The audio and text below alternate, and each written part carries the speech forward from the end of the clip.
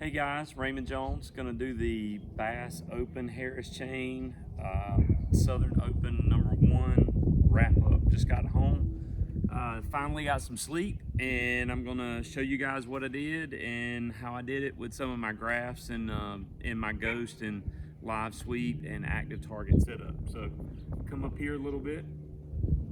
I was fishing a lot of grass fields in Griffin, which a lot of people were.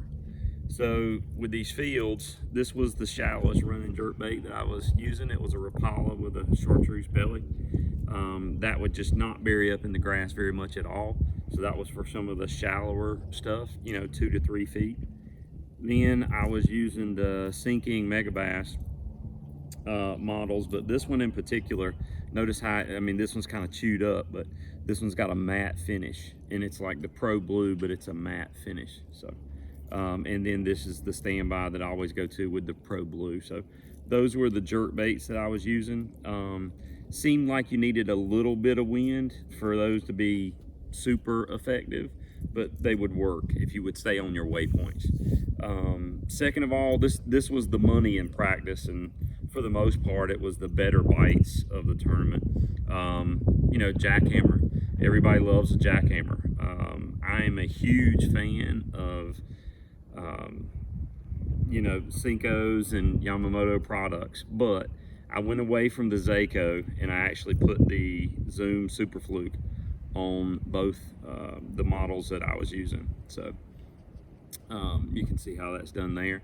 But the chatterbait, I caught a 9 in practice. I caught 2 7s in practice. We had right much more wind than we did in the actual tournament, both days 1 and 2. But did do my damage with the better quality fish on the jackhammer, and then also with the jerk bait. You can't go to Florida and not throw a rattle trap. This was my favorite color of the week, which is basically one of my Florida colors that I like. So and this is a Booyah 1 knocker. So did okay on that. Whenever I did go shallow in docks and coves and some other things, the cleaner water I could find, I would use the old standby 297 green pumpkin Senko 5-inch, and I would use it on a wacky hook with a little nylon guard. You kind of got to be real careful with it and feather it around, but it works pretty good.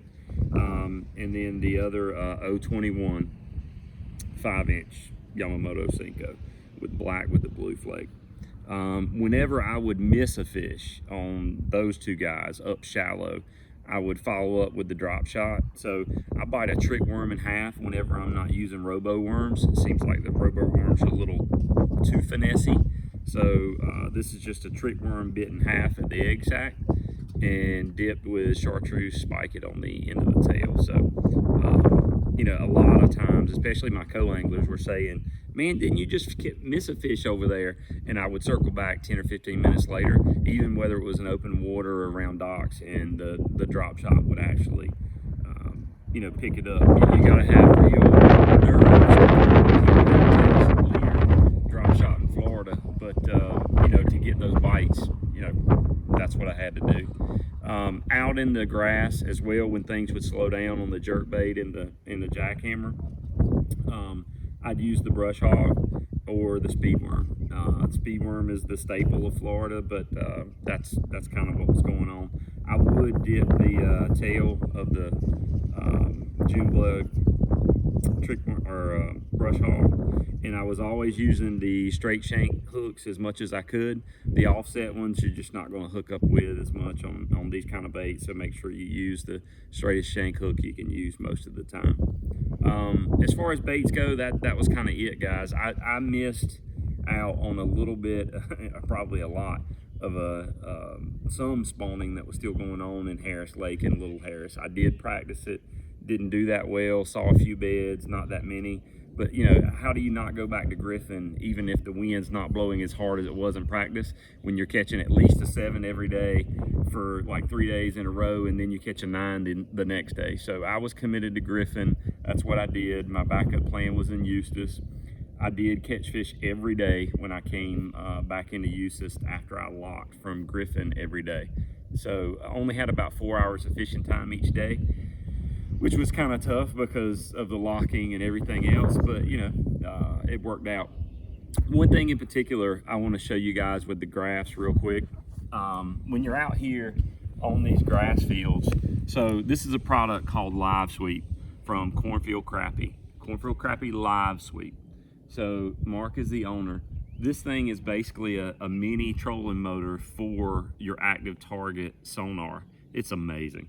So it bolts onto your trolling motor, no wires, this is all Wi-Fi, and here's your pedals.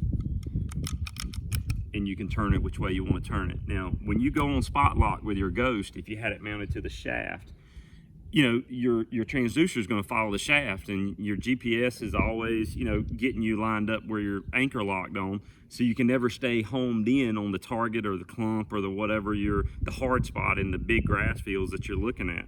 With this, you just stay locked on to where you're wanting to fish and target, and you know, the Ghost holds you with anchor locks. It was great. I mean, I was fishing so close to people, I could tell you if they were wearing Right Guard or Old Spice for deodorant. So, you know, being able to stay on my waypoint, stay anchor locked, and then scan around using this and not even have to move, oh man, that was great, because I never had to leave certain waypoints. I could guard them, I could do my thing, so it was great.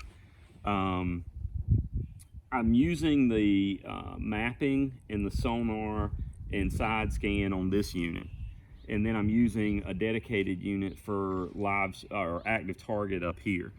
Active target, I know we're not in the water so you can't see it, but it does have an indicator up here on the right top portion of the screen, and it shows you where your active target is pointing. So if you're not even looking at the error on the Live Sweep when you're lining up and you happen to be looking at the graph, it's always in your mind, it's always in your eyesight that where your transducer is actually pointing in relation to your trolling motor. So those are some of the things I did this week.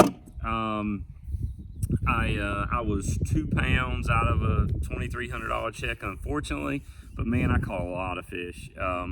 In practice, the wind did blow. It was kind of partly cloudy, and I just committed to that. I went to every lake and practiced, but Griffin was where I felt like I could get my most quality fish, and they kind of turned short, but I had 23 pounds, 1 ounce for the event. I finished 58th out of 223.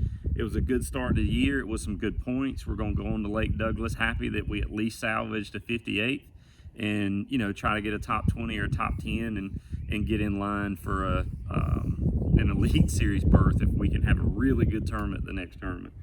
But I would highly recommend you guys looking into the precision sonar mounts so you can have both of your mounts where you want them.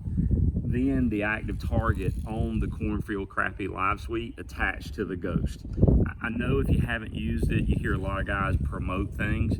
Man, I caught a piece of 4-inch eelgrass 30 feet out and 2 feet down, and saw it before I caught it, and I thought it was a fish that was just suspended.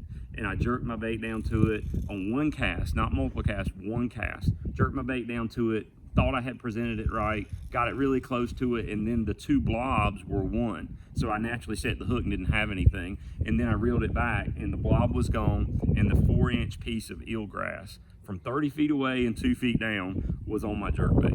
So that, if you can't dial in your electronics any better than that. So active target with your HDS units, your Ghost trolling motor, your Cornfield Crappie, all that working together.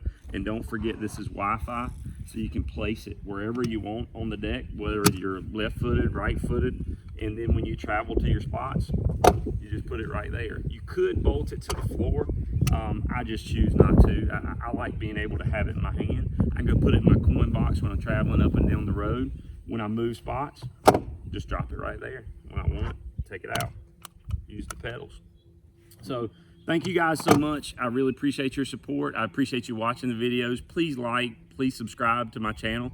I don't have very many subscribers, but I have tons of views because the boat walk around video with all the bling, and people like to see what I'm using that year, and they ask a lot of questions. So thank you to my sponsors. Thank you for the calls and texts.